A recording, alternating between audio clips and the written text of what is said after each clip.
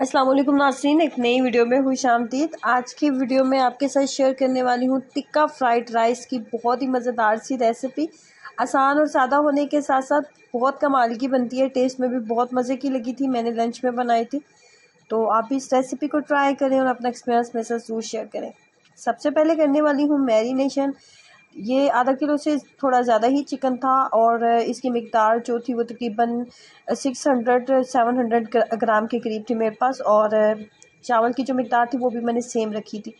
सबसे पहले मैंने बोनलेस चिकन लिया और उसके बाद क्या किया जी, इसके अंदर लेमन जूस का इस्तेमाल किया। 2 से 3 खाने के चम्मच लेमन जूस ऐड किया है। उसके बाद 2 खाने के चम्मच इसके अंदर लहसुन और अदरक का पेस्ट जाएगा। लहसुन अदरक का पेस्ट ऐड करने के बाद इसके अंदर जाएगा दही। तकरीबन आधा किलो के करीब 2 प्याली के करीब इसके अंदर मैंने दही ऐड किया है। दही ऐड करने के बाद यहाँ पे आप रेगुलर मसालों के साथ भी इसको बना सकते हैं। नमक, लाल मिर्च, चिली फ्लेक्स, धनिया पाउडर, गरम मसाला पाउडर डाल के भी इसको बना सकते हैं। लेकिन मैंने नेशनल वालों का जो चिकन मसाला होता है ना, उसके वो मैंने 1 पैकेट इसके अंदर पूरा डाला था और इसको 2 घंटे के लिए मैरिनेशन के लिए छोड़ दिया था। यहाँ पे लिया हाफ कप के करीब कुकिंग ऑयल और एक दरमियाने साइज़ का प्याज इसके अंदर ऐड किया था। प्याज ने जैसे ही कलर थोड़ा सा चेंज किया तो मैंने इसके अंदर अदरक ऐड किया। आप देख रहे हैं कि अदरक जो है ना, ये मैंने पेस्ट फॉर्म में नहीं ऐड की, इसको मैंने ग्रेटर की मदद से थोड़ा सा ग्रेट कर लिया था, या फिर आप थोड़ा सा इसको चॉप करके ऐड करें। उसके बाद इसके अंदर हम डालेंगे सब्ज़ मिर्चें।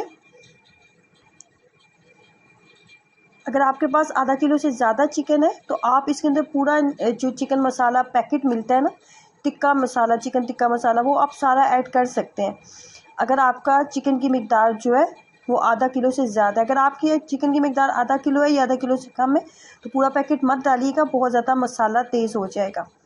यहाँ पे मैंने इसके अंदर सोया सॉस ऐड किया। सोया सॉस के मैं 3 खाने के चम्मच मैं इसके अंदर ऐड करूँगी। सोया सॉस ऐड करने के बाद यहाँ पे इस स्टेज पे हम मैरिनेट किया हुआ चिकन ऐड कर देंगे। फ्लेम को मीडियम कर देंगे और ढक्कन के साथ इसको कवर कर देंगे यहाँ तक कि तमाम मसाला अच्छे से भुन जाए और कुकिंग ऑयल बिल्कुल अलग से नज़र आने लगे। फाइनली कुछ इस तरह।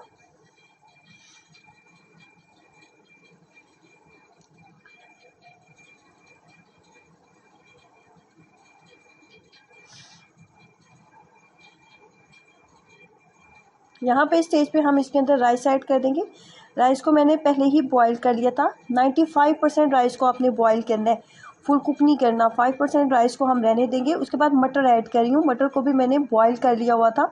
उसके बाद इसके अंदर थोड़ा सा धनिया ऐड करेंगे। धनिया से इसकी बहुत अच्छी लुक आएगी। धनिया भी ऐड कर सकते हैं, और अगर आपके घर में या फिर आपके नज़दीकी एरिया में सब्ज़ प्याज मिल जाता है तो वो ज़रूर ऐड कीजिएगा। उसके साथ भी इसका फ्लेवर भी अच्छा आएगा और इसकी जो लुक है वो भी बहुत अच्छी लगती है। तमाम मसाले को और चावलों को अच्छे से मिक्सअप कर लेंगे और जस्ट 10 मिनट के लिए इसको दम के ऊपर रखेंगे, क्योंकि 95% चावल जो है वो कुक हो चुका है। और 10 मिनट दम के ऊपर रखने के बाद चावल जो है वो हमारे तैयार हो चुके हैं और बहुत ही मज़ेदार बने थे।